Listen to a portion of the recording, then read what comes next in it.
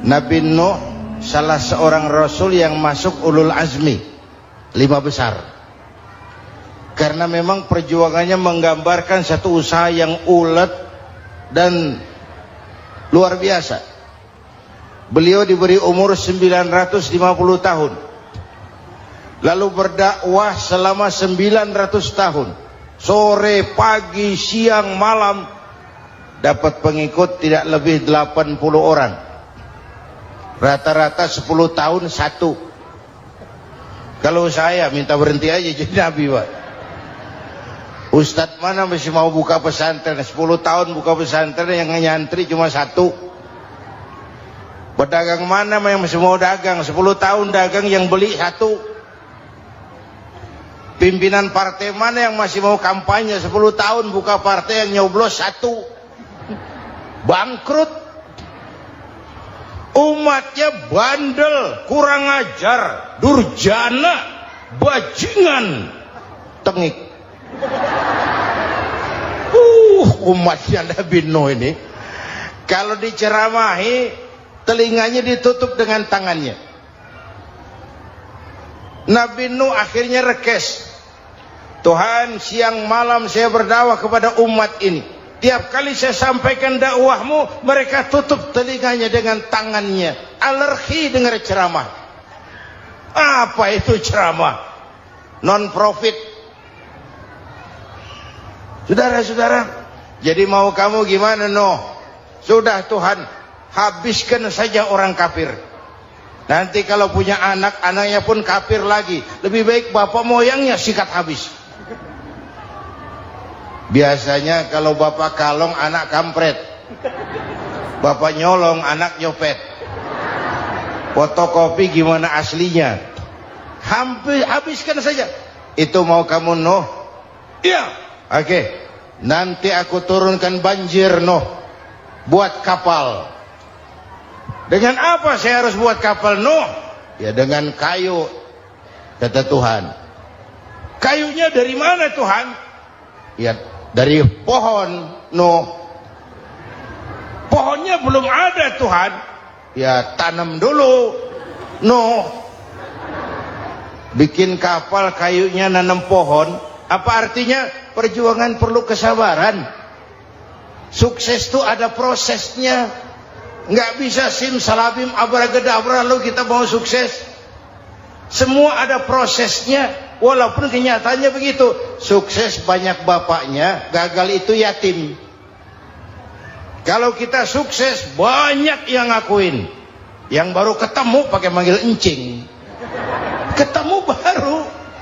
Tapi sukses banyak bapaknya. Gagal yatim, nggak ada yang mau ngakuin kalau kita gagal itu. Udah bikin kapal dengan kayu di tengah kampung, bikin kapal ini. Bayangkan di tengah kampung bikin kapal, orang kafir makin menjadi-jadi. Lihat Nuh, kenapa? Makin sarap. Bikin kapal di tengah kampung, mau belayar kemana? Tuh lihat, kalau orang nggak tahu tujuan, mountain setengah jalan. Proses yang dinilai bukan finalnya. Ya kayak gitu kesimpulannya. Saya enaknya sendiri. Bikin kapal. Kapal mendekati selesai. Ini orang kafir rame-rame datang ke kapal Nuh. Mau apa? Buang najis. Sakit perut berangkat ke kapal Nabi Nuh. Nongkrong. Dapat 2-3 tumpuk pulang. Lantai kapal dengan najis manusia. Inilah perjuangan. Bukan jalan raya lurus bertabur bunga di kanan kirinya. Banyak ondak dan duri, fitnah, caci maki, antipat, segala macam. Nuh. Ada orang tua dasar kafir, kurang ajar, sudah stroke berangkat juga ke kapal Nuh. Mau buang najis, pincang-pincang digotong orang. Selesai buang najis, dia bangun mau pulang, pegangan tiang kapal terpeleset, jatuh di atas tumpukan najis. Terjadi keajaiban, yang stroke-nya sembuh, lumpuhnya hilang, berangkat digotong-gotong, pulang jalan gagah sekali. Tapi orang pekampungnya heran, ente sudah sembuh? Sudah. Berobat di mana? Kok begitu paten? Di kapal Nuh. Masih banyak.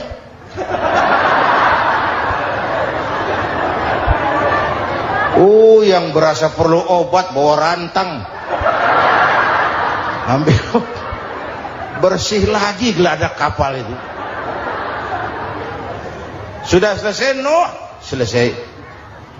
Oke, kau orang yang beriman bersamamu, binatang serba sepasang, naik Nabi Nuh, naik orang beriman, naik binatang serba sepasang. Ini cikal bakal penyelamatan manusia, Pak. Naiklah orang beriman, sudah naik semua, Nabi Nuh kontrol. Ini contoh buat kita, kontrol. Sudah naik semua teman-teman, sudah. Pemimpin yang baik bukan cuma terima laporan di belakang meja. Laporan itu yang mana juga bagus. Sama juga kampanye, kampanye yang mana juga merdu. Kalau aja yang dihitung. Pernah ada calon bupati kampanye janji, kalau saya berhasil kita akan banyak bangun jembatan di daerah kita. Rakyat tanya, Pak, nggak ada sungai di kampung kita, Pak. Dia bilang, sungainya kita bangun sekalian. Udah kadung janji, mana pula orang mau bangun sungai ini. Saudara-saudara, kontrol. Jangan cuma tunggu laporan di belakang meja, semua laporan bagus. Ya, Bu? Bu,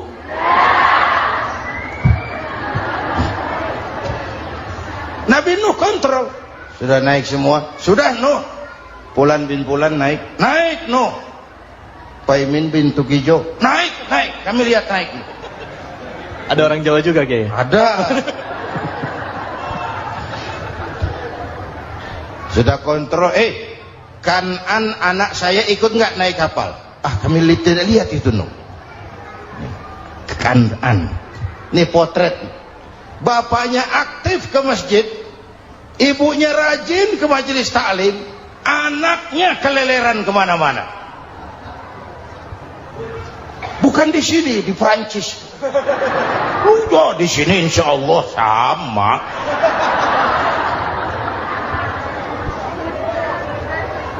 Nuh karena sayang anak, Nuh karena cinta anak, Nuh karena tanggung jawab anak, cari naik ke atas kapal. Lihat Kan'an, anak saya, nggak lihat Nuh. Turun ke ruang bawah, periksa lagi. Mang, ayah Kan'an di dia. Jamaah Tasik ini rupanya di dalam. Tuh ayah mang. Ayah kemana ya budak ini? Turun ke bawah, tanya lagi. Ono Kan'an toh? Ora nano raketo. Rombongan Jawa Tengah. Naik ke atas buritan. Dari buritan kelihatan ternyata Kan'an tidak ikut naik kapal, kumpul di darat bersama orang kafir. Ini potret kita sekarang. Kumpul sama orang kafir, hanyut anak-anak kita, ditelan budayanya orang kafir, ditelan tradisinya orang kafir, ditelan pergaulannya orang kafir. Nuh karena sayang anak dari atas manggil. Dalam Quran dijelaskan itu. Karena Nabi Nuh di atas, Kan'an di bawah, teriak, ya bunayyar kam ma'ana. Begitu dalam Quran ayatnya. Cuma ini pakai gaya memanggil supaya kelihatan kegambar, kira-kira Nuh manggilnya begitu. Ini namanya gaya dakwah, Pak. Kalau ceritanya datar nggak menarik. Maka Nuh memanggil Kan'an, ya bunayyar kam ma'ana. Kata yang dengar, ini gaya orang manggil, ya bunayyar kam ma'ana. Kan'an, kesini nak, naik kapal sama papi. Kata Kan'an di bawah itu, enggak mau papi, John di sini saja. Kata Nuh, jangan nak, Allah sedang murka, akan turun banjir. Kalau datang banjir papi, sa'awi ila jabalin ya'simuni minal ma', saya akan naik ke gunung tinggi yang bisa menyelamatkan saya dari banjir. Kan'an naik ke gunung, gunung dihantam banjir, Kan'an mati. Pokoknya jelas. Bukan kalau mau saya catat besok berangkat, ini gampang kok ini. Mempunyai kitab-kitab yang suci atau dianggap sebagai suci. Semua agama. Orang Nasrani punya kitab Injil. Orang Yahudi punya kitab Taurat. Orang Hindu punya kitab Weda. Orang Buddha punya kitab Tripitaka. Pengikut Konghucu punya kitab Tao Te Ching. Orang Majusi pengikut Zoroaster punya kitab Zen Avesta. Orang kebatinan punya kitab Serat Centani, Hidayat Jati atau Darmo Gandul. Kita umat Islam oleh Allah diberikan Al-Quran yang kita yakini sebagai kitab suci. Kunaon?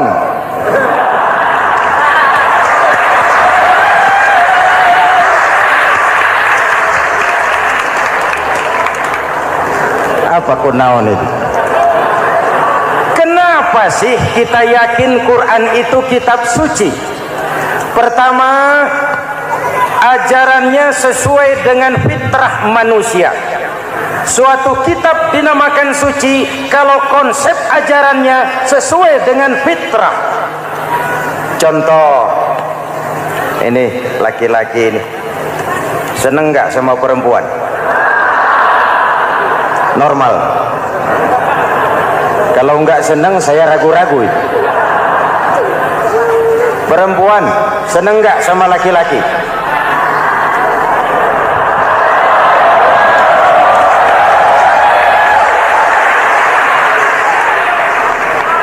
Ini fitrah. Laki-laki suka perempuan, perempuan suka laki-laki. Quran memahami itu. Hai laki-laki, kau senang dengan perempuan. Hai perempuan, kau suka dengan laki-laki. Oke, lewat sini, lewat pintu yang disebut nikah. Kalau kitab suci melarang nikah, itu bertentangan dengan fitrah manusia. Maka dalam Quran, mulai dari umat sampai ulama dan segala profesi dianjurkan nikah. Kalau kiai tidak boleh nikah, saya pilih mengundurkan diri, Pak.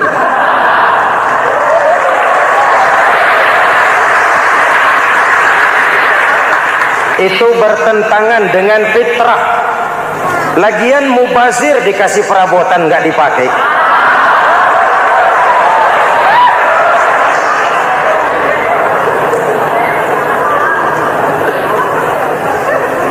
Fitrah. Contoh lagi, manusia perlu makan. Kalau ada kitab suci menyuruh puasa terus dari pagi sampai sore sampai malam sampai pagi lagi, eta teh kitab gelo.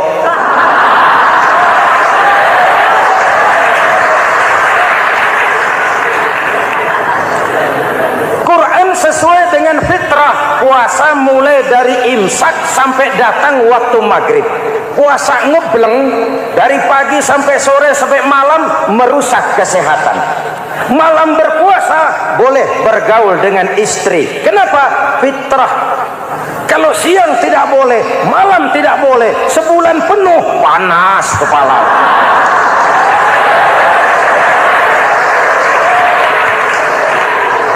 Rontok rambut. Hadirin yang saya hormati, itu yang pertama. Yang kedua, kita yakini Quran sebagai kitab suci karena isinya tidak saling bertentangan, konsekuen, konsisten. Kalau ada satu kitab, di satu ayat mengajarkan Tuhan Esa, di lain ayat mengajarkan 3, liar eta mah. Bagaimana kitab suci isinya paradoks? Bagaimana kitab suci isinya saling bertentangan? Di ayat manapun sekali Quran berkata Allah itu Esa, selamanya Esa. Isinya tidak saling bertentangan. Lalu yang ketiga, kita yakini Quran kitab suci karena dia bersih dari intervensi manusiawi. Sejak turunnya Al-Quran menantang, jikalau kamu ragu terhadap Quran yang kami turunkan kepada hamba kami Muhammad, kamu anggap itu cuma bikinan Muhammad. Kalau Muhammad bisa, kamu tentu bisa. Bikin satu surah semacam Al-Quran. 14 abad yang lalu tantangan ini turun dan sampai malam ini belum terjawabkan. Pak, barangkali tidak ada yang mau coba. Banyak. Antara lain Musailamah Al-Kazzab. Dia mencoba membuat menandingi Al-Quran. Dia buat satu surah namanya surah Al-Fil. Bunyinya begini, bikinan Musailamah. Al-Fil wa mal-fil wa ma adraka mal-fil lahu khurtumun tawil wa lahu zail. Sudah berbentuk syair. Isinya apa? Al-fil, gajah. Wa mal-fil, apakah gajah itu? Wa ma adraka mal-fil, tahukah kamu apa itu gajah? Lahu khurtumun tawil, dia punya belalai panjang. Walahu zail, dan dia punya ekor.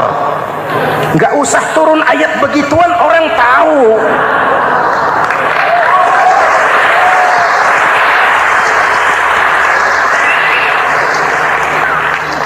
Kalau redaksi mendekati, maka isi jauh panggang dari api. Kitab suci bersih dari campur tangan manusiawi. Maka Al-Quran, ke bahasa apapun dia diterjemahkan, naskah aslinya tetap ikut. Dia boleh diterjemahkan ke bahasa Sunda, bahasa Jawa, bahasa Padang, bahasa Inggris, bahasa Jerman, bahasa Belanda, naskah aslinya tetap ada. Kenapa? Bahasa ke bahasa perbedaannya sering frontal. Kalau dari gelas menjadi gelas, eta mah caket. Dari lamp menjadi lampu, itu masih serumpun. Tapi cokot Sunda dengan cokot Jawa itu jauh bedanya. Atos Sunda dengan atos Jawa itu jauh. Ulama Sunda sama ulama Jawa nggak pernah akur kalimat atos gitu.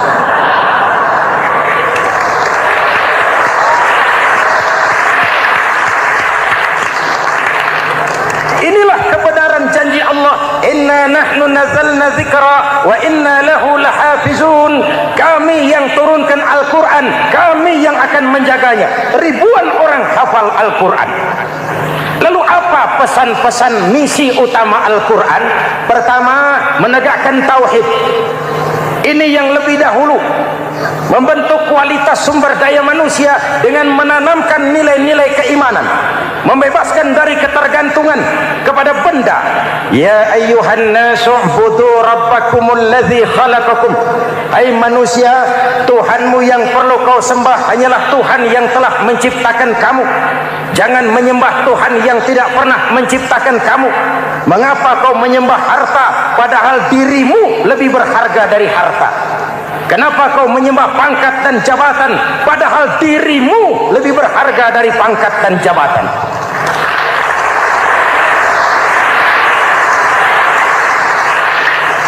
Diajak rasio berpikir, Tuhanmu yang perlu kau sembah hanyalah Tuhan yang menciptakan kamu.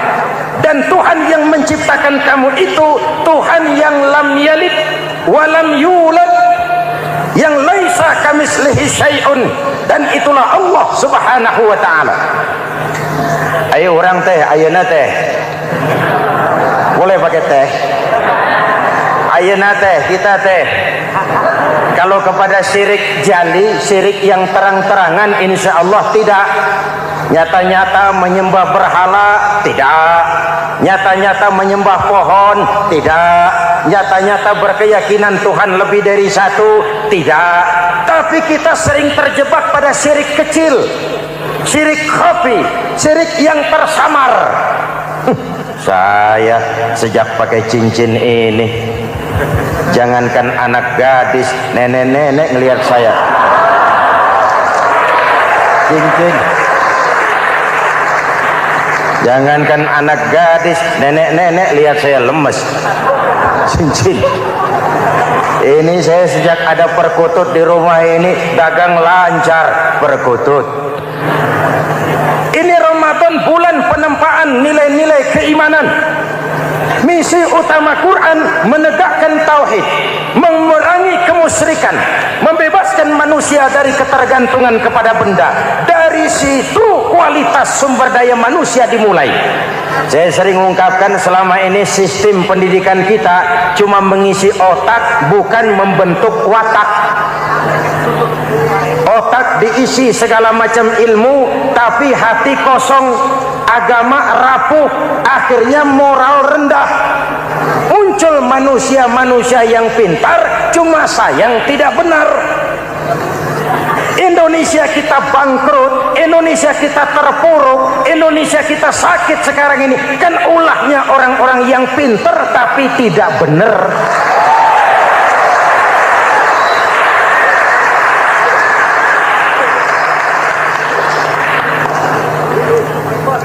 Saya bicara kayak begini, ini bukan pidato politik, ini nurani politik naon kadut.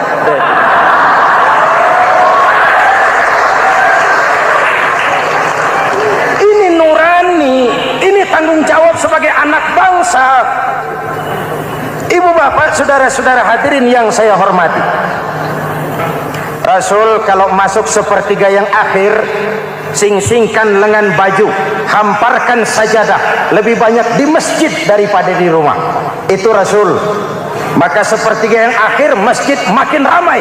Lihat Masjidil Haram. Lain dengan kita. Sepertiga yang akhir masjid mulai mengalami kemajuan. Safnya makin maju.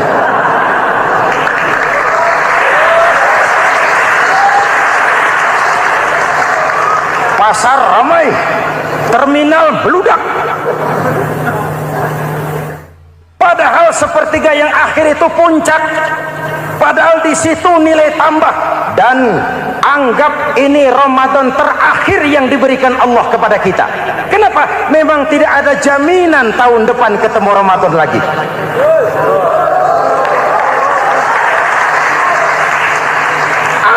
Ini Ramadan terakhir yang diberikan Allah kepada kita. Tidak ada jaminan tahun depan Ramadan akan ketemu lagi. Tidak ada jaminan. Manfaatkan peluang ini untuk melakukan pemutihan. Semua kita melakukan introspeksi. Tidak tahu kita Ramadan tahun depan nanti masih ketemu apa tidak. Sebagaimana kita tidak tahu kita masih hidup atau tidak. Hadirin yang saya hormati, misi kedua Al-Quran, persaudaraan, kebersamaan atas dasar keadilan dan kebenaran. Manusia bersuku-suku, ya. Manusia berbangsa-bangsa, memang itu diakui oleh Al-Quran. Inna khalaqnakum min dzakari wa untha wa ja'alnakum syu'uban wa qabaila. Kami ciptakan kamu dari laki-laki dan perempuan. Kami jadikan kamu bersuku-suku dan berbangsa-bangsa. Apa tujuannya? Agar kamu saling mengenal satu dengan yang lain. Persaudaraan, kebersamaan atas dasar keadilan dan kebenaran. Yang terlepas dari ras. Dari manapun orang datang, apapun warna kulitnya, dari suku apapun ia dilahirkan, kalau akidahnya sama, itu kan saudara kita.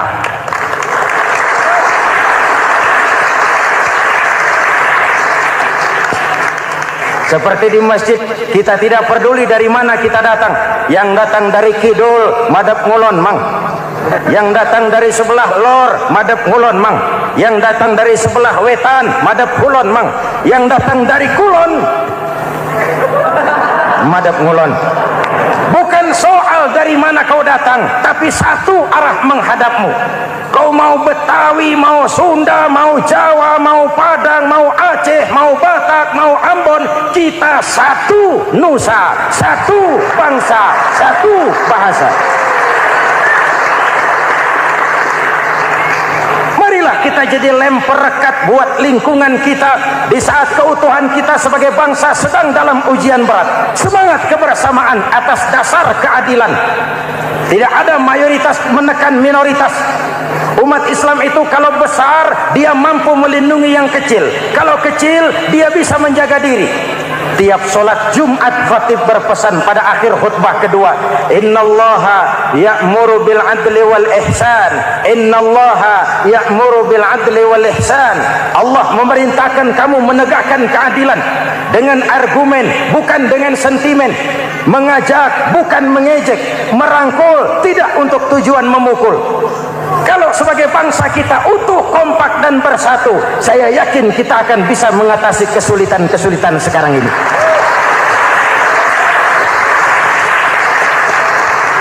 Kan kita prihatin kadang-kadang tawuran antar desa, antar RT, antar RW, antar kecamatan, sampai antar elit di atas. Makanya saya ulang lagi pesan ini, kalau elit di atas tawuran, jadilah penonton yang baik. Saudara-saudara kaum muslimin yang saya cintai, kita prihatin, kita seakan tercabut dari akar budaya kita sebagai bangsa. Kenapa kita yang berfalsafahkan Pancasila, kenapa kita yang berketuhanan yang Maha Esa tiba-tiba jadi beringas dan brutal? Ada maling ayam ketangkap, disiram bensin, dibakar hidup-hidup. Kok kita bisa begitu? Street justice, pengadilan jalanan mulai tegak. Iyalah kita tidak puas dengan kerja aparat kita, tapi jangan main hakim sendiri. Ini negara, bukan hutan.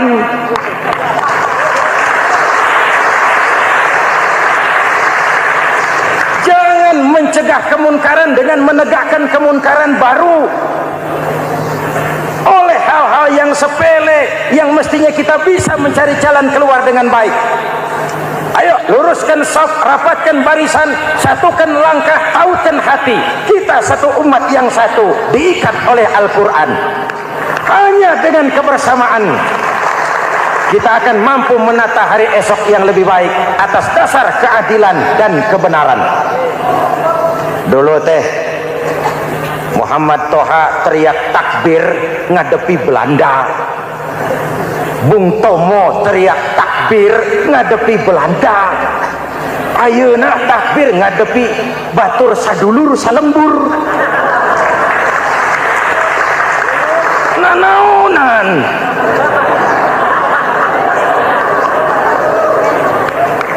Bung Tomo teriak takbir, Muhammad Toha teriak takbir, yang dihadapi jelas penjajah Belanda. Kita ngadepi saudara sendiri, Allahu Akbar, yang sana teriak Allahu Akbar, setan tepuk tangan di tengah. Yuk kita rukun, yuk kita kompak, yuk kita bersatu, yuk kita pulang, yuk.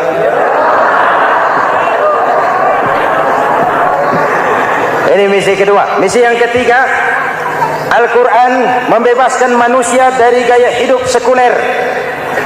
Quran mengingatkan, awas bung, ada hidup sesudah mati, ada akhirat sesudah dunia.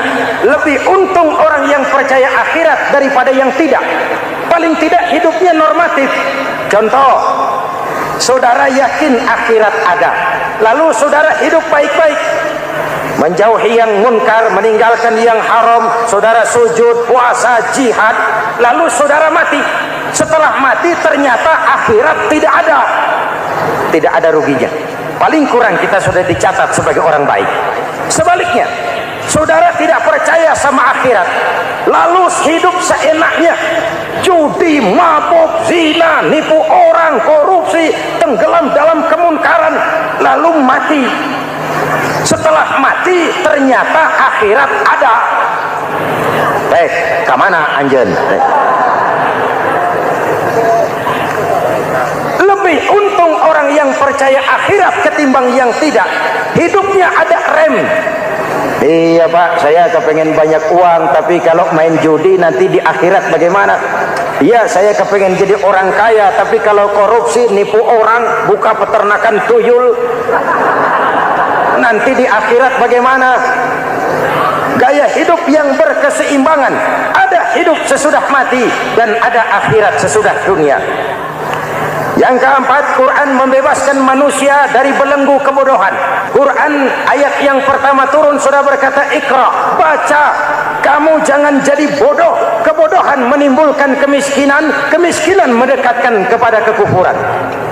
Yang kelima, ini kado buat ibu-ibu, Quran mengangkat harkat, derajat dan martabat kaum wanita. Sebelum Quran turun, sebelum Islam datang, nasib wanita sangat menyedihkan. Dilahirkan hanya untuk melahirkan. Kalaupun berperan, peranannya tidak lebih segitiga. Dapur, sumur, kasur. Kasur, sumur, dapur. Dapur, sumur, kasur. Wanita dilecehkan, sekadar alat pemuas nafsu. Datang Islam, Rasul terenyuh, An-nisa imadul bilad. Wanita adalah tiangnya negara. Jikalau baik wanita, baik negara. Jikalau rusak wanita, hancur negara. Karena wanita, negara jaya. Betul? Karena wanita, negara hancur. Betul? Maka wanita adalah bidadari yang kadang-kadang setan. Kadang-kadang.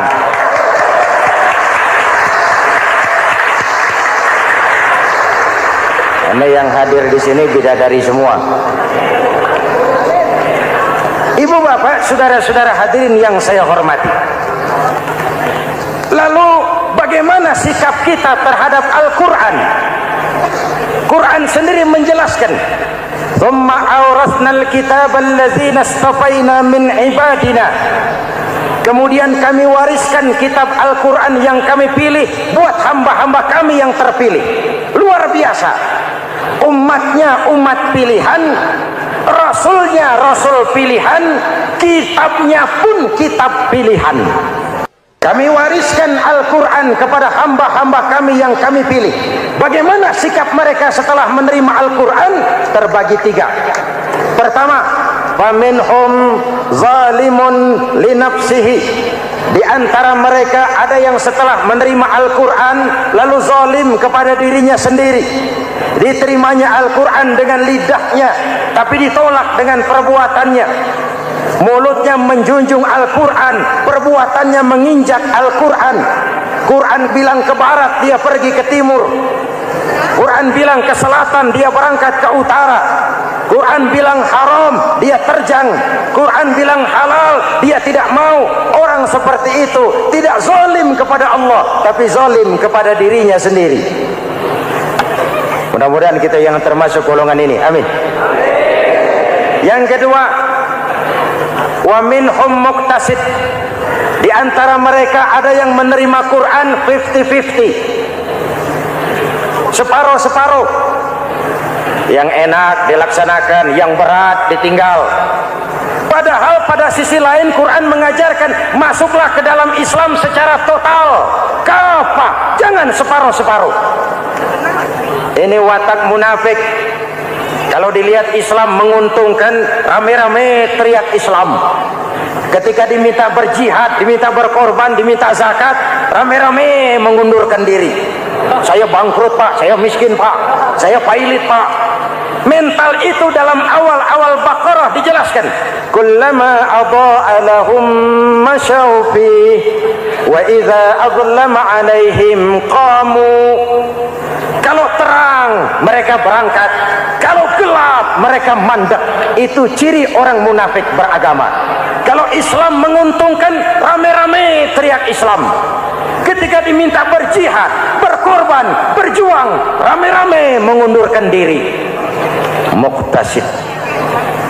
Golongan yang ketiga, ini yang ideal. Wa minhum sabiqum bil khairati biiznillah. Di antara mereka ada yang setelah menerima Al-Quran lalu berlomba-lomba mengamalkannya, berlomba-lomba melaksanakannya. Jangan sampai yang baca Quran dengan suara merdu dapat piala, yang mengamalkan Quran dengan konsekuen dapat penjara.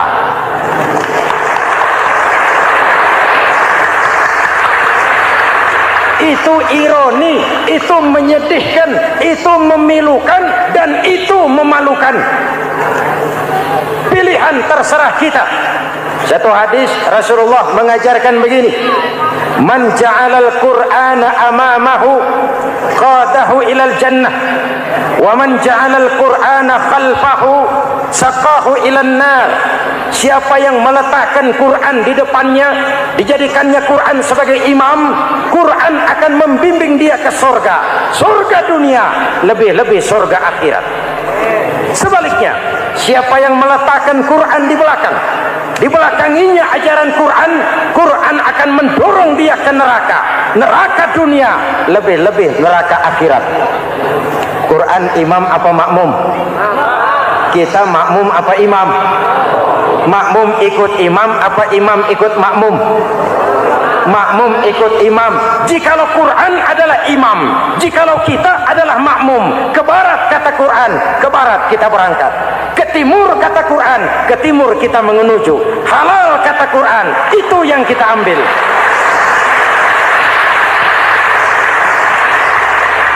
Mari kita jadikan Ramadan sebagai bulan di mana sedikit demi sedikit kita berupaya kembali menjadi generasi yang Qurani. Rasulullah pernah ditanya, kalau Tuhan wafat ya Rasul, kemana kami minta nasihat? Aku tinggalkan kamu dua nasihat. Satu yang diam saja, satu yang bisa bicara. Yang bisa bicara apa ya Rasul? Al-Quran. Minta nasihat Quran. Yang diam saja apa ya Rasul? Maut. Dalam hidup ada dua nasihat. Nasihat yang bisa bicara, Al-Quran. Nasihat yang diam saja, maut. Mau dagang, minta nasihat Quran. Mau bertetangga, minta nasihat Quran. Itu nasihat. Nasihat yang kedua, diam saja, tahu-tahu datang maut. Makanya anggap ini Ramadan terakhir yang diberikan Allah kepada kita, karena tahun depan tidak ada jaminan kita bertemu Ramadan.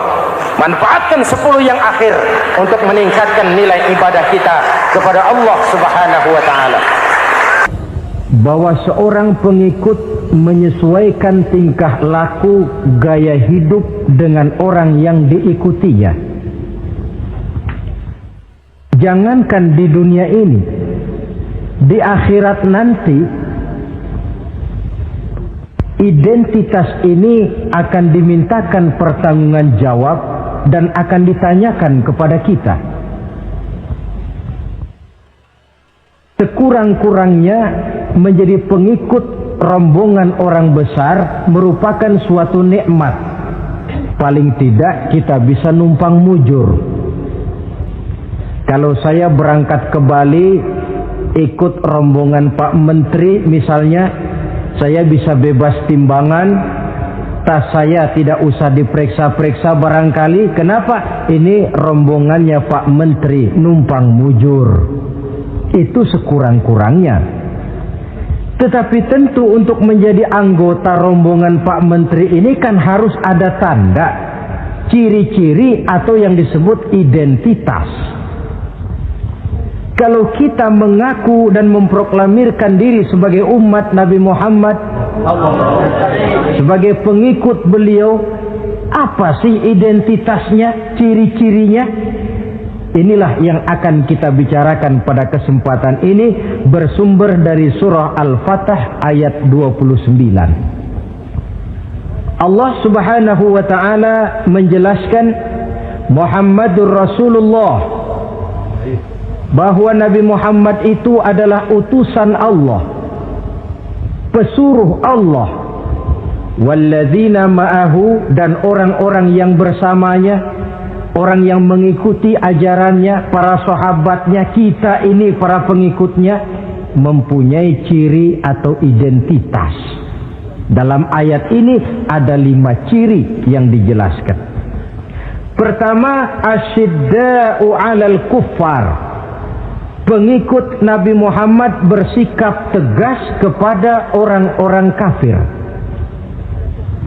Apa artinya tegas di sini? Saudara-saudara, tegas di sini artinya bukan main marah-marahan, tidak ngajak berkelahi, bukan juga menantang perang. Tegas di sini artinya mempunyai prinsip, mempunyai garis yang nyata di dalam keyakinan beragama. Garisnya apa? Tidak lain, lakum dinukum waliyadin. Bagi Tuhan agama Tuhan, bagi kami agama kami. Silahkan Tuhan melaksanakan agama Tuhan, kami akan melaksanakan agama kami. Kami menghormati Tuhan, Tuhan pun menghormati kami. Tetapi soal agama tidak usah dicampur adukkan. Identitas semacam ini perlu kita tegakkan kembali. Sebab apa? Sebab di zaman sekarang orang mulai mengaburkan nilai-nilai kebenaran dari agama, yang pada akhirnya menanamkan sikap ngambang terhadap agama. Misalnya kita ini dibuai dengan kalimat yang kelihatannya bagus tapi sebenarnya mengandung racun. Kata orang, jangan fanatik, semua agama kan bagus, semua agama benar, semua agama thayyib. Terus terang saja, saya bukan tidak setuju dengan kalimat itu. Saya beranggapan kalimat itu belum sempurna. Semua agama benar, jangan titik di situ, itu baru sekedar koma. Semua agama benar, koma, bagi penganutnya masing-masing, titik. Semua agama baik, koma, bagi penganutnya masing-masing, titik. Bagi kita yang muslim, yang benar Islam. Dan seorang muslim yang berani membenarkan semua agama, seorang muslim yang berani berkata semua agama benar, sekurang-kurangnya munafik kalau tidak menjadi murtad. Wah Pak, itu namanya fanatik dong. Betul. Yang tidak boleh kan fanatik kepada suku, yang tidak boleh kan fanatik kepada guru, tapi fanatik kepada agama dalam arti berpegang teguh kepada agama merupakan bagian daripada kehidupan beragama. Hanyalah kalau umat Islam ini fanatik dengan agamanya, dia akan konsekuen, baik melaksanakan, mengamalkan maupun mengembangkan agamanya. Saya cinta kepada suku saya, tapi tidak lalu fanatik. Cinta suku boleh, fanatik kepada suku salah. Cinta kepada guru bagus, fanatik kepada guru jelek. Cinta kepada agama bagus, fanatik kepada agama wajib. Hanya dengan fanatik kepada agama orang konsekuen. Yang jelek itu kan kalau sudah fanatisme kesukuan. Contoh, misalnya mentang-mentang orang Sunda, lalu ngomong saya ogah dengerin ceramah. Kenapa? Ustadznya bukan orang Sunda sih. Ini nggak bener, emangnya Nabi Muhammad kelahiran Ciamis? Kan tidak.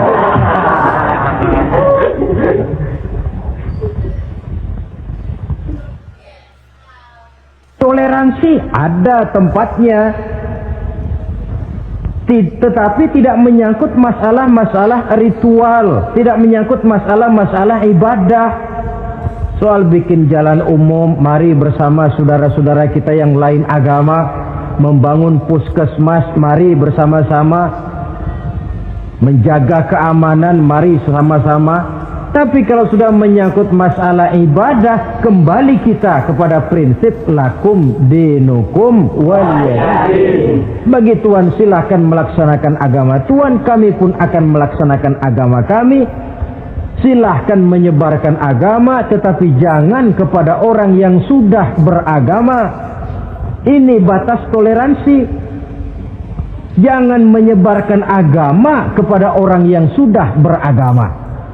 Maka dalam sejarah sudah dibuktikan, alhamdulillah, kalau kita mau objektif menilai sejarah, ketoleransian umat Islam itu sudah dibuktikan oleh fakta sejarah.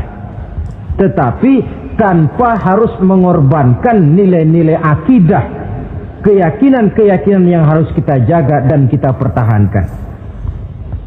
Taruhlah kita sekarang masih disanggup berkata dan berpendirian semacam itu. Anak kita, keturunan kita, generasi yang akan datang, jikalau ditanamkan rasa ngambang terhadap agama, lambat laun akan makin tipis nilai-nilai religius itu melekat di dalam jiwanya. Dan akibatnya akan rawan kemajuan macam apapun, modernisasi macam apapun, kalau sudah terlepas dari kaitan kehidupan beragama, tidak akan banyak menolong untuk mensejahterakan umat manusia. Asyidda'u 'alal kuffar, bersikap tegas kepada orang-orang kafir. Ini sikap yang pertama, identitas yang pertama. Yang kedua, ruhama'u bainahum, kasih sayang kepada sesama mereka. Kalau kepada orang kafir tegasnya bukan main, tapi kembali ke dalam, kembali kepada sesama muslim, kasih sayang setengah mati. Saling asah, saling asih, saling asuh, saling mengalah buat kepentingan yang lain. Ini sudah dicontohkan dalam sejarah ketika Rasulullah dan para sahabat hijrah ke Madinah. Orang Madinah yang menyambut kedatangan orang Mekah itu kan disebut Ansor. Betul apa betul? Lah orang Makkah ini yang hijrah ke Madinah disebut kaum Muhajirin. Apa orang Madinah menyambut kedatangan orang Makkah itu mentang-mentang orang asli Madinah lalu tolak pinggang? Kamu kemari pendatang ya, awas jangan bertingkah. Tidak. Masing-masing malah mencari saudara. Karena apa? Persaudaraan dalam Islam diikat dengan akidah. Artinya ini, dari manapun orang datang, apapun warna kulitnya, bahasa apapun yang dia pakai, jikalau akidahnya sama, dia saudara kita. Hadirin, terus terang saja ya, banyak orang-orang yang tidak senang kalau melihat umat Islam sampai bersatu. Maka segala macam cara mereka lakukan agar kita jangan bersatu. Terang-terangan menghantam Islam, tidak mungkin orang berani. Kenapa? Saya pikir sebodoh-bodohnya umat Islam, dia masih fanatik sama agamanya. Dia masih sanggup bilang, "Mas, gue emang gak sembayang, tapi agama gue lu hina, gue bacok lu." Itu kan positif, fanatisme agama namanya. Maka orang menghantam Islam itu lalu gak berani terang-terangan. Caranya belajar dari Van der Plas, belajar dari Snokor-Gronya. Mau menghantam Islam, masuk ke tengah-tengah umat Islam. Pakai peci, kalau perlu pakai sorban, pakai sorban. Tidak bisa assalamualaikum, latihan assalamualaikum. Hantam Islam dari dalam. Caranya, kalau perlu dibuatkan merek-merek Islam. Yang mereknya Islam tapi tujuannya bikin kacau dalam Islam. Muncullah yang namanya Islam ingkar sunnah. Muncul yang namanya Islam sejati. Islam. Mereknya Islam, tujuannya bikin kacau dalam Islam. Kalau dia sudah mengkafirkan orang lain yang tidak sepaham dengan dia, tidak mau bermakmum kepada orang yang sepaham dengan dia. Kalau cara ini tidak kena, mereka putar lagu lama. Apa lagu lama itu? Lagu khilafiyah. Lagu lama itu supaya kita sengketa sesama kita, mempersoalkan hal-hal kecil. Waktu terbuang, energi habis untuk mempermasalahkan hal yang tak pernah kunjung selesai. Sering kejadian toh di kampung-kampung. Yang satu pakai usolli, yang satu tidak, lalu pisah RT. Yang satu azan sekali Jumatan, yang satu 2 kali, lalu bangun masjid lagi. Yang satu kunut, yang satu tidak, asah golok. Persoalan yang semacam ini sampai kiamat tidak akan kunjung selesai. Oleh karena itu potensi yang besar ini tidak tersalurkan dengan wajar karena kita centang perenang di dalam, tidak pandai menjaga kesatuan dan persatuan sebagai modal dasar untuk berbuat yang lebih baik. Adalah lebih baik kita ini mencari titik-titik persamaan dan bukan memperbesar pola perbedaan. Ruhama'u bainahum, kasih sayang sesama mereka.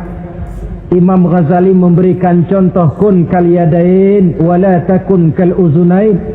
Hai umat Islam, hiduplah kamu seperti dua tangan, saling asah, saling asih, saling asuh, saling mengalah buat kepentingan yang lain. Coba lihat dua tangan kita, rukunnya bukan main. Kalau tangan kanan maju ke depan, kata yang kiri, oke, saya mengalah, dia mundur ke belakang. Kiri di depan, kata kanan, sekarang giliran saya ngalah, dia mundur ke belakang. Akhirnya kita jalan lenggang. Enak nggak dilihat orang? Coba kalau nggak ada yang mau ngalah, tangan kanan ke depan, kata yang kiri, gue juga bisa, dia ke depan lagi. Depan kayak robot kita jalan. Lalu mekanisme kerjanya, tangan kanan kerjanya bagus-bagus toh. Salaman tangan kanan, tanda tangan tangan kanan, hitung duit tangan kanan, ambil kue tangan kanan. Kiri nggak pernah protes, tahu posisi. Memang tugas saya bidang pembersihan, ya pembersihan saja dilakoni.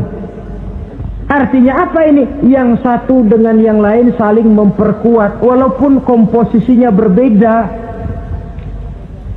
Dicontohkan dalam perjalanan kehidupan sahabat Nabi.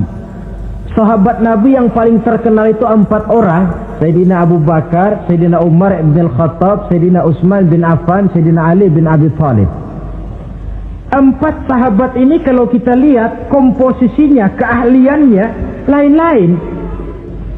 Coba, ada Sayyidina Abu Bakar, ini sahabat merangkap mertua. Kalau bahasa sekarang, Abu Bakar ini disebut kiai diplomat. Kiai karena beliau orang alim, diplomat karena pandai bersiasat, ahli politik. Kemampuan berpolitiknya digunakan buat kepentingan agama. Sebab siapapun yang berpolitik untuk kepentingan agama, tentu kita doakan. Tetapi siapapun yang jual agama untuk kepentingan politik, kita juga berdoa. Cuma tentu doanya lain dengan yang berpolitik buat agama tadi. Saudara hadirin yang saya hormati, ada Umar bin Khattab.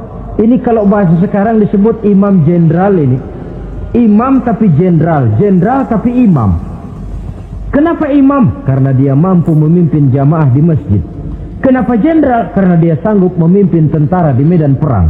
Kegagahannya, keberaniannya, keperkasaannya digunakan membantu perjuangan Rasul.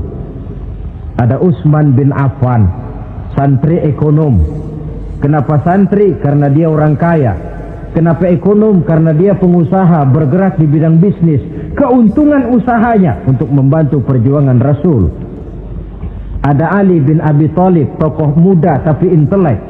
Masih muda tapi rela mengorbankan nyawa demi keselamatan Rasul di malam hijrahnya.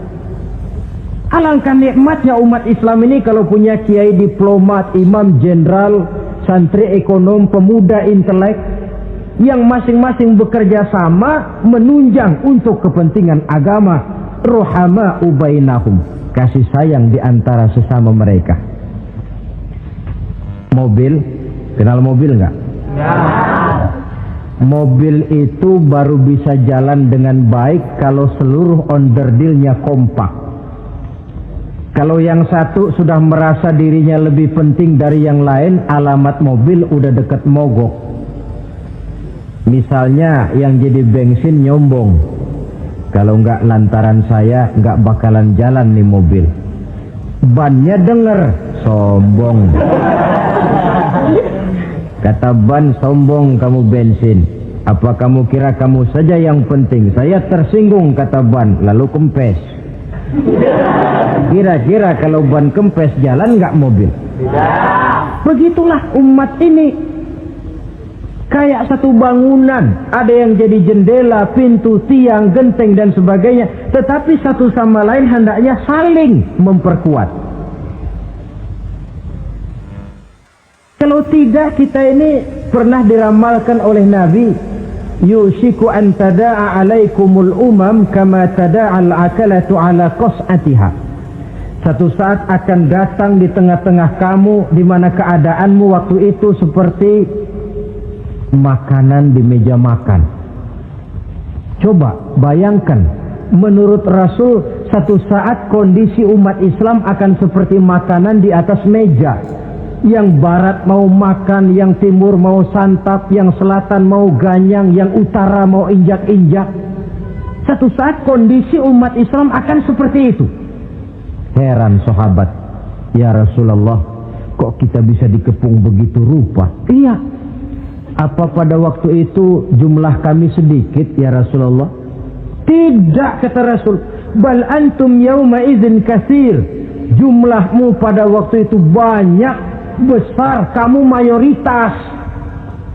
Cuma sayang, kata Nabi, walakinnakum ghusaa'un ka ghusaa'is sail. Tetapi keadaanmu waktu itu seperti busa di lautan.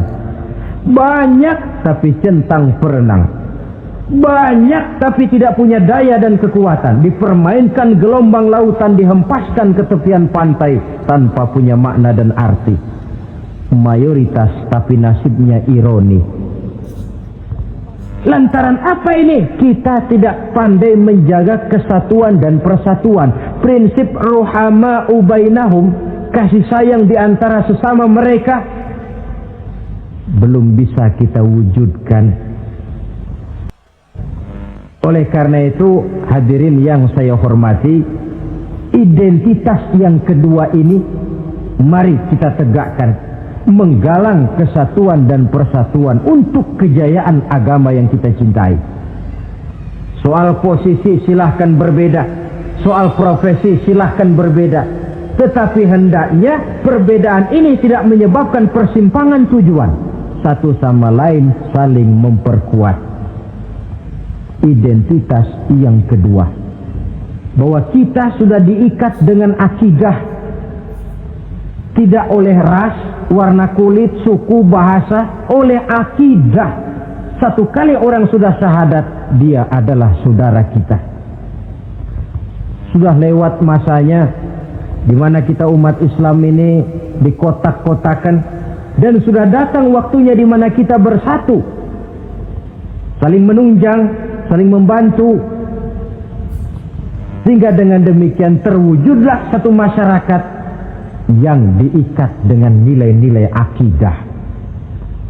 Ini yang kedua, kasih sayang kepada sesama muslim.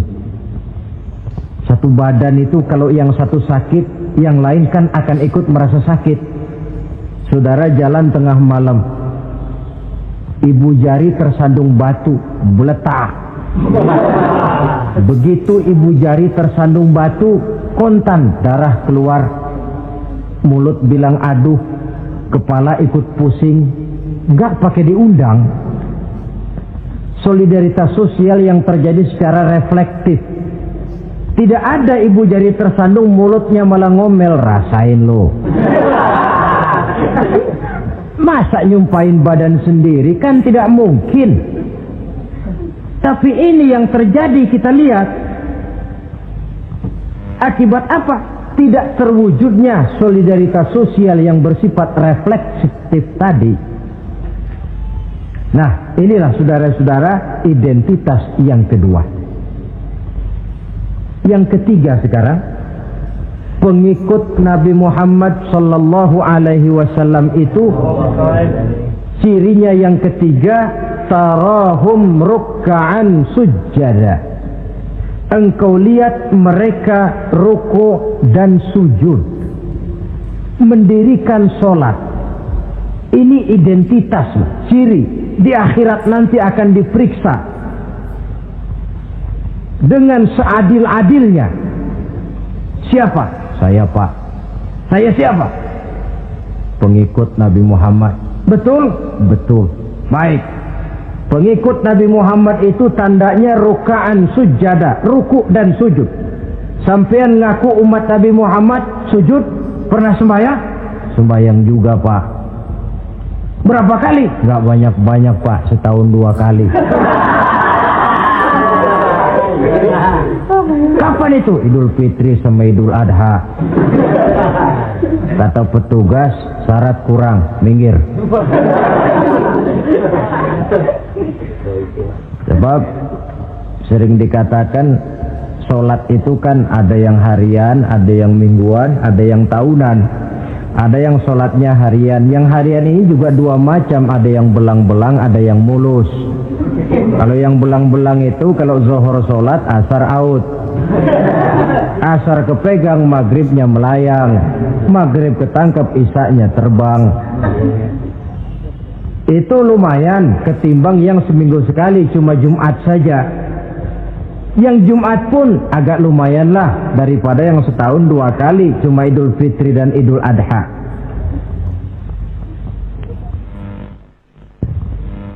Tetapi bagaimanapun juga sholat ini memang merupakan keperluan dalam kehidupan kita. Ciri identitas yang memperkaya kepribadian. Pengikut Nabi orangnya ruku dan sujud. Sehingga di zaman sahabat tadi kondisi mereka digambarkan kalau siang seperti kuda perang, tetapi kalau malam seperti pendeta. Maksudnya apa? Di medan perang mereka gagah, tapi kalau sudah ruku dan sujud bukan main khusyuknya. Ruku dan sujud. Dengan kata lain, ciri pengikut Nabi Muhammad orangnya mendirikan sholat. Nah, masalahnya sekarang apa perlunya sholat dalam kehidupan kita? Yang jelas dia untuk menggembirakan Allah kok. Se-ASEAN orang tidak ada yang sholat, Allah tidak akan berhenti jadi Tuhan. Manfaatnya akan kembali kepada kehidupan. Nah, apa perlunya sholat dalam kehidupan kita? Ada beberapa hal yang bisa kita angkat ke permukaan tentang perlunya sholat ini. Jadi sholat itu perlunya kita, sehingga suatu saat nanti kita tidak lagi berkata saya wajib sholat, tapi kita akan berkata saya perlu sholat. Apa perlunya sholat dalam kehidupan kita? Pertama, sholat itu membuat orang rendah hati, tidak melonjak menjadi angkuh dan sombong. Yang kedua, sholat itu membuat orang tahu diri. Yang ketiga, sholat itu mendatangkan ketenangan jiwa dan ketentraman batin lantaran orang punya sandaran vertikal kepada Allah. Sehingga agama menekankan benar ini, bukan cuma untuk kita tapi juga anak kita, keturunan kita. Sehingga Nabi mengajarkan, ajari didik anak-anakmu sholat pada umur 7 tahun. Kalau umur 10 tahun mereka sudah berani meninggalkan sholat, pukul. Bukan dengan tujuan menyakiti, tapi mendidik anak supaya disiplin dengan sholatnya. Kayaknya kita yang hidup di zaman serba modern ini, soal anak mau sholat atau tidak, kayaknya orang tua itu, kalau istilah anak sekarang, cuek-cuek aja. Jarang yang mengadakan inspeksi, pengecekan anaknya sudah sholat apa belum, lalu sholatnya disiplin apa tidak. Jarang yang memberikan sugesti dan rangsangan supaya anaknya mendirikan sholat. Saya jarang mendengar orang tua muslim yang berkata, nak, kalau kau hafal Fatihah dengan artinya bapak beliin sepatu baru. Nak, kalau kau hafal juz amma, bapak beliin sepeda. Sugesti untuk hal-hal yang bersifat agama sangat langka. Tapi kalau sudah hal-hal yang bersifat umum, wah, nah, kalau kamu lulus nanti SD ya, kita piknik ke Tangkuban Perahu, lulus SMP tur ke Bali, lulus SMA piknik ke Singapura. Rangsangan dan dorongan, baguslah itu. Tetapi alangkah akan lebih bagusnya jika untuk hal-hal yang bersifat agama kita pun sanggup memberikan sugesti, rangsangan dan dorongan kepada anak-anak kita. Sehingga sejak kecil mereka sudah terbiasa dengan sholat. Sejak kecil mereka sudah disiplin dengan sholatnya. Sebab kalau tidak, kayu itu kalau mau dibengkokkan pada saat dia masih kecil, Kalau sudah besar baru mau dibengkokin, repot kayu itu. Membentuk orang soleh itu harus dimulai sedini mungkin. Karena itu salah satu fungsi solat Allah jelaskan, inna sholata tanha 'anil fahsya wal munkar. Bahwa solat yang dikerjakan dengan betul mampu mencegah manusia dari perbuatan yang keji dan munkar. Jadi dengan kata lain orang yang disiplin dengan solat, terpeliharalah dirinya dari perbuatan yang keji dan munkar. Hadirin yang saya hormati, suatu kenyataan barangkali yang memang tidak bisa kita pungkiri, bahwa kemajuan ilmu pengetahuan dan teknologi sekarang ini makin mengagumkan. Dunia seolah-olah telah dirombak oleh manusia dari sebuah daerah kosong menjadi gedung-gedung pencakar langit yang tinggi. Orang sudah bertandang ke bulan, dan dalam beberapa tahun mendatang boleh jadi akan bertandang pula ke planet-planet lainnya. Kekurangan air minum bisa diatasi dengan penyulingan air laut. Kekurangan areal pertanian bisa diatasi dengan merombak gurun pasir yang gersang dan tandus menjadi sawah ladang yang menghasilkan kebutuhan hidup manusia. Tapi seiring dengan itu menjadi pertanyaan, makin sejahterakah umat manusia? Tercapaikah kebahagiaan? Pada sisi lain kita melihat kemajuan itu melahirkan hal-hal yang tidak kita harapkan. Apa yang kita sebut dengan penyakit dunia modern, yang rupanya makin banyak dokter, makin banyak juga penyakit, makin banyak rumah sakit, makin aneh nama penyakit. Pola yang paling berbahaya ialah jikalau kemajuan itu menyebabkan manusia sampai mendewa-dewakan ilmu dan teknologi. Dan ini yang sering saya istilahkan dengan berhala abad 20. Kalau dulu orang menyembah berhala yang namanya Latta, Uzza, Manat, Hubal, orang zaman sekarang secara tidak langsung banyak yang menjadi penyembah komputer, penyembah sains dan teknologi, mendewa-dewakan otak, lalu lupa bahwa sepanjang yang bisa dilakukan oleh manusia adalah berusaha dan berusaha, sementara ketentuan mutlak datang dari Allah Subhanahu wa ta'ala. Disinilah perlunya ruku dan sujud, agar manusia tahu benar hakikat dari mana dia datang, di mana dia sekarang, mau apa dia di sini, dan kemana dia akan pulang. Oleh karena itu, pada kesempatan ini saya mengajak, marilah identitas ini kita tegakkan dalam diri kita, menjadi pengikut yang ruku dan sujud di hadapan Allah. Sebab di sana terdapat sumber kekuatan, baik dia kekuatan batin, kekuatan jiwa, kekuatan dalam semangat perjuangan, kekuatan dalam menegakkan yang ma'ruf dan menghancurkan yang munkar. Sandaran kita kepada Allah. Saudara mungkin masih ingat ketika Rasulullah dan Abu Bakar hijrah, mereka berdua tidak langsung ke Madinah tapi berada di Gua Sur. 3 malam 2 hari lamanya. Orang kafir Quraisy yang mengejar sampai juga di mulut gua itu. Andai kata mereka menengok saja ke bawah, sudah kelihatan Nabi dan Abu Bakar, tapi mereka tidak menoleh. Nabi dengan mantap berkata kepada Abu Bakar, la takhaf wa la tahzan ya Abu Bakar, innallaha ma'ana. Abu Bakar, kau tidak usah takut, tidak usah sedih, Allah bersama kita. Ucapan ini mantap kalau diucapkan oleh orang yang ruk'an sujada, benar-benar sujud kepada Allah, mempunyai backing yang tidak kepalang tanggung, yang serba maha. Ya, itu kalau memang saudara perlu cari backing, jangan kolonel tanggung, jangan brigjen tanggung, carilah backing yang serba maha. Maha gagah, maha kaya, maha tahu, maha segala-galanya. Berbackinglah kepada Allah saja dengan jalan ruk'an sujada, ruku dan sujud dalam kehidupan ini. Ini identitas yang ketiga. Yang keempat sekarang, pengikut Nabi itu apa tandanya? Yabtaghuna fadlan minallah wa ridwana. Mereka selalu mencari karunia dan keridhaan Allah. Karunia dan keridhaan. Jadi tidak hanya mencari sekedar karunia, tetapi juga mencari ridho.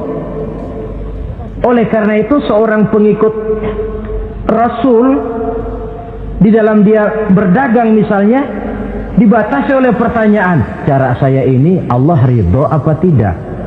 Dia cari rezeki, dibatasi oleh pertanyaan, Allah ridho apa tidak? Dia menginginkan jabatan yang tinggi, tapi tetap dalam kerangka pertanyaan, kalau cara ini Allah ridho apa tidak? Sehingga tidak lantas menghalalkan cara apapun halal asal tujuan tercapai, itu kan caranya PKI. Asal tujuan tercapai cara apa saja halal. Seorang muslim pengikut baginda Nabi tidak diajarkan semacam itu. Kenapa perlu mencari keridhaan Allah, karunia yang Allah ridho? Karena apapun yang kita pakai, apapun yang kita makan, terutama jikalau bersumber dari sesuatu yang Allah tidak ridho, katakan yang haram misalnya, akan mempengaruhi gaya dan gerak hidup kita. Contoh, kata Imam Ghazali, kalau engkau terlalu senang memakan makanan yang haram, dia akan mempengaruhi caramu berpikir sehingga kau akan cenderung berpikir yang haram. Mencari karunia yang Allah ridho, dan hidup itu kalau sudah mendapat ridho Allah, sudah satu kenikmatan yang tidak bisa dibeli dengan nilai materi yang bagaimanapun banyaknya. Karena itu biarlah kita orang mukmin ini di dunia hidup kaya asal Allah ridho saja, gak apa-apa. Biar rumah kita gedung, punya mobil bagus, uang banyak, kalau Allah ridho enak. Daripada sudah melarat tinggal di pinggir kali, rumahnya gubuk, Allah marah lagi. Kapan mau seneng orang macam begitu? Jadi biarlah kita ini bahagia di dunia, asal di akhirat masuk surga, nggak apa-apa. Mencapai kebahagiaan di dunia dan di akhirat. Cari karunia Allah sebanyak-banyaknya, karena memang bumi dan segala fasilitasnya diperuntukkan bagi manusia, dan karunia Allah itu ada dimanapun kita pergi. Dahulu ketika turun perintah hijrah, sebagian sahabat berpikir-pikir, kalau saya hijrah ke Madinah, di Madinah mau makan apa saya? Ini Mekah kan jelek-jelek, kampung sendiri. Umpama kepepet ngutang-ngutang dikit orang masih percaya lah, kalau ke Madinah ngutang sama siapa? Takut dia kalau hijrah ke Madinah tidak dapat makan. Allah memberikan jaminan, qul li'ibadiyalladzina amanu inna ardi wasi'ah fa iyaya fa'budu.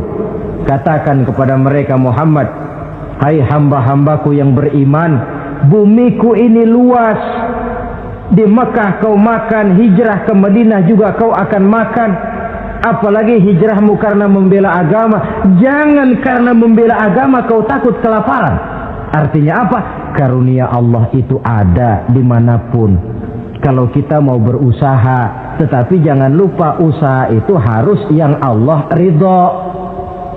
Kalau sekedar hasil usaha cara apapun boleh, ya dapat, tetapi tanpa ridho semuanya tidak akan membawa ketenangan, ketentraman dan kebahagiaan. Allah itu kan maha pengasih, tidak pilih kasih katanya. Artinya apa? Semuanya Allah kasih. Orang kalau mau berusaha dapat, itu logika, sunnatullah kata kita, hukum alam kata orang. Kalau mau berusaha mesti dapat. Tetapi kasih sayang Allah ini tidak diberikan kepada setiap orang. Kalau pengasihnya berlaku kepada semua orang, mau kafir mau beriman, kalau berusaha dapat. Itu Rahman namanya. Tapi Allah tidak cuma Rahman, Allah juga Rahim, maha penyayang. Bedanya apa?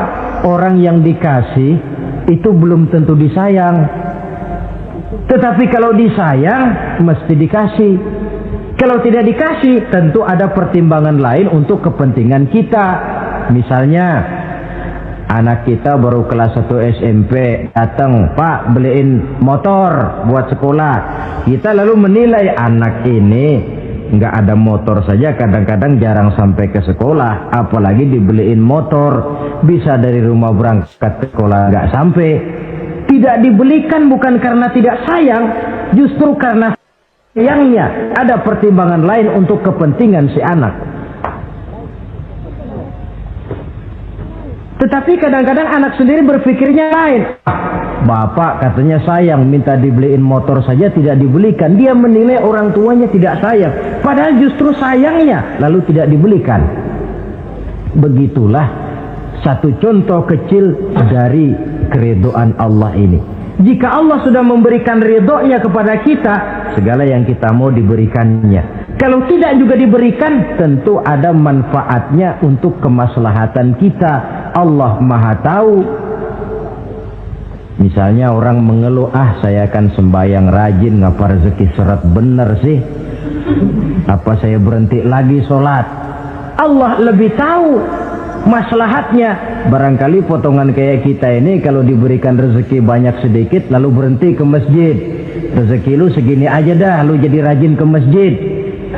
Ada manfaatnya buat kepentingan kita.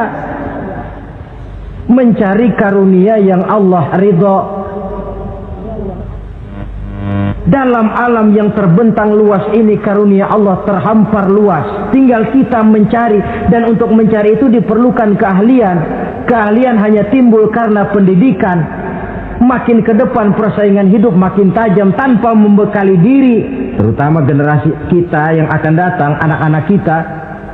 Boleh jadi mereka akan tersudut ke pojok-pojok kehidupan untuk kemudian lebih banyak jadi penonton daripada sekedar pemain. Dan kerugian akan kembali kepada kita. Karena itu cari karunia Allah sebanyak-banyaknya, tapi dengan garis bawah yang Allah ridho. Sekali lagi, carilah karunia Allah sebanyak-banyaknya dalam kehidupan ini, tetapi dengan menggarisbawahi yang Allah ridho. Inilah identitas yang keempat. Yang kelima sekarang, identitas yang terakhir, simahum fi wujuhihim min atharis sujud. Di muka mereka ada tanda bekas sujud. Ini pengikut Rasulullah sallallahu alaihi wasallam. Bekas sujud, iya. Apa bekas sujud itu? Apa jidatnya hitam kebanyakan sujud? Mungkin. Karena rajin sujud lalu berbekas. Boleh jadi, tapi soal hitam di jidat sih gampang digosok-gosok. Yang terpenting asarus sujud di sini dalam bentuk sikap mental. Apa sikap mental yang saya maksud? Orang yang rajin sujud itu lalu membekas dalam kehidupannya pengaruh sujud. Apa pengaruh sujud? Karena rajin sujud timbul ikhlasnya. Sudah berbuat, yang penting itu Allah. Orang lain mau tahu atau tidak, orang lain mau puji atau tidak, yang penting Allah. Sebab kalau sudah dia usolli fardul maghribi Allahu Akbar, dia tinggalkan dunia dan seluruh isinya. Naik dia menghadap Allah. Selamat tinggal sebentar dunia, nanti saya balik lagi. Yang ada cuma dia dan Allah dalam dialog langsung. Timbul keikhlasan, terjemahannya dalam kehidupan. Berbuat tanpa pamrih, tidak suka menepuk jasa dan menghitung jasa. Sebab biasa orang itu kalau sedang perang tidak sempat ngaku jadi pahlawan, tapi kalau perang sudah selesai nggak kenal bedil ngaku pahlawan. Kalau perang sedang berkecamuk, jarang yang mengaku pahlawan. Kalau sudah perang selesai, masing-masing nepuk dada. Seorang yang ikhlas, seorang yang berbuat tanpa pamrih, dan ini pengaruh sujud dalam kehidupan. Lalu apalagi timbul jujurnya. Kenapa? Kalau dia sholat zuhur 4 rakaat, lalu umpama selesai 3 rakaat dia salam, orang lain tentu tidak tahu dia korupsi 1 rakaat. Tapi kenapa tidak dia lakukan? Ada Allah sih yang tahu. Timbul kejujuran, disiplin murni yang berakar dari hatinya sendiri. Lalu apa lagi? Kesabaran. Dilatih lewat sholat. Kalau belum selesai 4 rakaat, jangan berhenti sholat isya umpamanya. Dan banyak lagi pengaruh-pengaruh asarus sujud. Ini di dunia. Di akhirat nanti kata Nabi, inna ummati ya'tuna yaumal qiyamah ghurran muhajjalin min asaril wudu. Umatku di hari kiamat nanti akan datang menghadap Allah dengan muka berseri-seri dari sebab air wudu. Mukanya bersinar-sinar karena di dunia rajin wudu. Sehingga barangkali di akhirat nggak perlu ngaku-ngaku kita. Ya Rasulullah, saya umatmu, tidak perlu. Rasulullah lihat sendiri, wah ini mukanya bersinar-sinar. Ta'ali ummati, umatku sini, umatku sini. Kalau di dunia rajin kena air wudu. Ya rajin wudu artinya kan rajin sholat. Masa ada orang wudu aja nggak sholat, kan model. Kalau muka tidak pernah tersentuh wudu, kalau muka tidak pernah sujud, teriak-teriak kita mengaku ya Rasulullah saya umatmu ya Rasulullah. Kata Rasulullah, nggak ada umat saya yang dekil kayak sampean.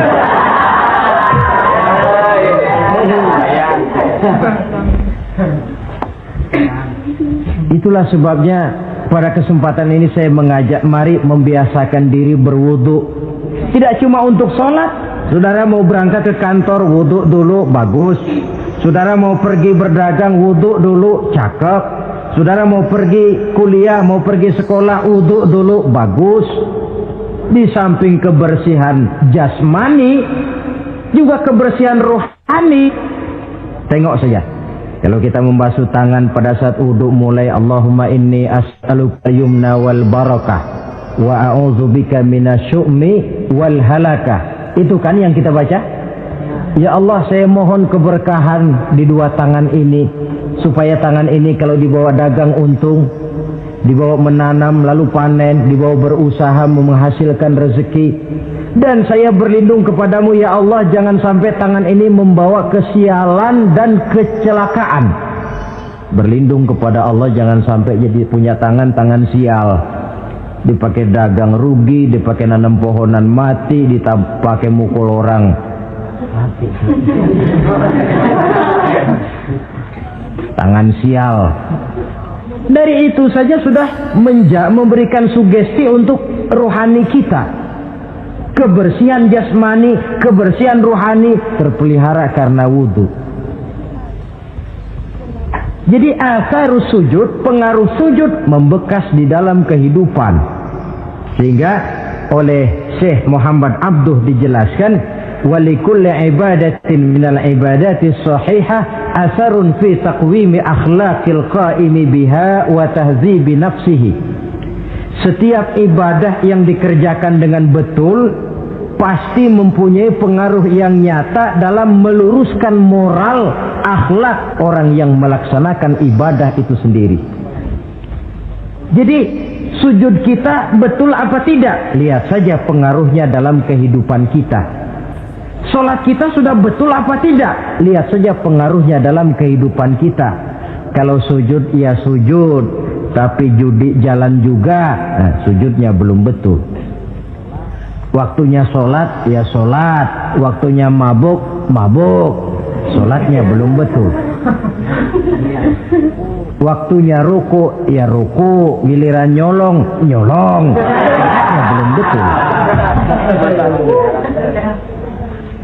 Sebab sholat yang dikerjakan dengan betul, sujud yang dikerjakan yang punya pengaruh nyata dalam kehidupan, kelihatan bekasnya dari tingkah laku dan gerak kita di dalam menelusuri kegiatan hidup ini. Maaf, dengan sedikit pahit barangkali kita memang harus berkata, masih banyak di antara kita umat Islam ini yang melaksanakan ibadah hanya dengan prinsip asal sekedar gugur kewajiban. Perkara ada pengaruhnya atau tidak dalam diri kita, kita malas untuk mengadakan evaluasi. Akibatnya ibadah yang kita kerjakan tidak mempunyai pengaruh dalam membentuk kepribadian kita. Orang yang mengucapkan syahadat ada pengaruh dalam jiwanya. Orang yang mendirikan sholat ada pengaruh dalam membentuk kepribadiannya. Orang yang melaksanakan puasa ada pengaruh dalam perkembangan jiwanya. Orang yang mengeluarkan zakat ada pengaruhnya dalam mengelola hartanya. Orang yang melaksanakan ibadah haji ada perubahan dalam kegiatan hidupnya. Dari yang negatif kepada yang positif tentunya. Simahum fi wujuhihim min athari sujud. Di muka mereka, di muka pengikut Rasulullah ini ada tanda pengaruh bekas sujud. Karena rajinnya dia melaksanakan sujud di dalam kehidupan ini. Nampak pengaruh yang nyata di dalam kehidupannya, dalam gerak dan tingkah lakunya. Saudara hadirin, ma'asyiral muslimin rahimakumullah. Inilah 5 identitas yang harus kita tegakkan jikalau kita mau jadi umat yang konsekuen. Tidak sekedar bangga-banggaan menyandang titel umat Nabi, apalagi konon mengharapkan syafaatnya di akhirat nanti, padahal sebagai pengikut kita tidak menyesuaikan diri dengan yang kita ikuti. Bagaimana mau mengharapkan fasilitas yang namanya syafaat? Bahwa syafaat pertolongan Rasul itu ada, tetapi fungsinya kan ibarat orang punya kain, syafaat itu nambel. Saudara punya kain, sobek-sobek sedikit, ditambel oleh yang namanya syafaat. Sholat kurang sedikit, ditambel oleh syafaat. Sodakoh ada campur riak sedikit, tidak karena Allah sedikit, syafaat. Jadi kalau punya kain sobek ada syafaat. Lah kalau kainnya tidak punya, yang mau ditambel apanya? Sholat tidak, puasa tidak, di akhirat aman dah dapat syafaat. Tentu terlalu berlebihan, terlalu optimis mengharapkan sesuatu yang kita memang tidak punya modal dasar untuk memperolehnya. Baiklah ya, kesimpulan. Pertama, sebagai pengikut kita harus menyesuaikan diri dengan yang kita ikuti. Identitas. Suatu umat hanya akan berwibawa, hanya akan dihitung dan dipandang orang kalau dia tegak dengan identitasnya. Kalau macan sudah kehilangan sifat galaknya, orang tidak takut lagi kepada macan. Dan kalau kambing sudah kehilangan sifat jinaknya, banyak orang takut miara kambing. Kalau umat Islam sudah kehilangan identitasnya, dia akan menjadi umat yang kehilangan wibawa dan tidak pernah ditakuti oleh musuh-musuhnya. Seenaknya saja orang mengacak-acak kehidupan kita sebagai umat kalau tidak punya identitas. Yang kedua, kesimpulan yang kedua, identitas itu bisa kita ringkaskan. Pertama, tegak dengan keyakinan inna dina indallahil Islam. Menumbuhkan fanatisme agama dalam arti berpegang teguh kepada agama. Menempatkan toleransi pada tempatnya yang wajar. Tidak mencampur adukan semua agama. Tegas di dalam mempertahankan akidah. Kemudian yang ketiga, perlu menegakkan solidaritas sosial yang bersifat reflektif untuk menegakkan wibawa kita sebagai umat, supaya potensi dari umat yang mayoritas ini dimanfaatkan oleh umat itu sendiri. Kalau tidak, kita cuma akan menang jumlah saja, menang bilangan, kuantitas yang tanpa kualitas. Dan kalau ini yang terjadi, nasib kita akan seperti buih di lautan. Banyak, tapi kata orang kampung cuma menang groyokan. Tidak punya daya dan kekuatan, dicampakkan orang ke kiri dan ke kanan, hanyut oleh arus. Bukan menciptakan arus, tapi malah hanyut oleh arus. Bukan menciptakan model, tapi malah mengikuti model. bukan menciptakan irama tersendiri, malah diatur oleh irama orang lain. Ini yang menyebabkan ironi. Tegaklah dengan kesatuan dan persatuan dengan lebih memperbanyak mencari titik-titik persamaan dan bukan memperbesar titik-titik perbedaan. Yang keempat, rukuk dan sujud sebagai sandaran vertikal kepada Allah. Selama kita umat ini masih rajin rukuk dan sujud, selama itu pula nilai optimisme masih ada dalam jiwa dan diri kita. Ya Allah, persilahkan orang memperlakukan kami sesuka hatinya, tapi kami yakin ya Allah, Engkau tidak akan mendiamkan. Satu saat pertolonganmu mesti datang. Itu akan mantap kita ucapkan kalau kita melaksanakan rukuk dan sujud. Tertimpa tangga, jatuhnya sakit, ketipa tangga lagi, musibah yang beruntun. Rukuk dan sujud sebagai sandaran vertikal. Yang kelima, karunia Allah dan keredoan Allah jangan dipisah. Cari karunia sebanyak-banyaknya, tetapi dalam batas-batas yang diridhoi Allah. Sebab kalau tidak, karunia itu akan makin membuat kita jauh dari Allah. Ilmu karunia itu. Tapi kalau tidak diridhoi Allah, Nabi ingatkan, man izdada ilman wa lam yazdad huda, lam yazdad minallahi illa bu'da. Orang yang bertambah ilmu tapi tidak bertambah hidayah, dia hanya akan semakin jauh dari Allah. Jauh dari Allah menimbulkan kegersangan dalam jiwa, kepanasan dalam hati, sehingga jauhlah kita dari ketenangan hidup. Karunia yang Allah ridho, dan Islam melarang umatnya untuk berpangku tangan menunggu keajaiban dari langit.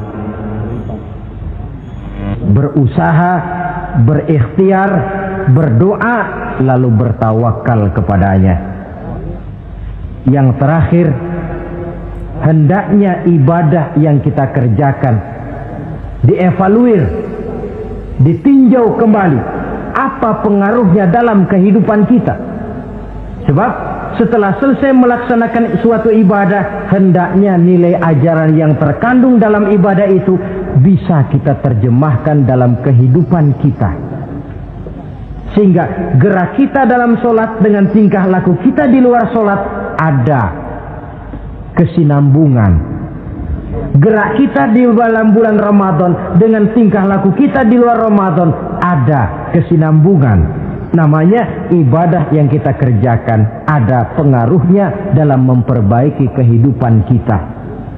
Dengan satu prinsip, ibadah itu kita kerjakan adalah kemanfaatannya kembali kepada kehidupan kita.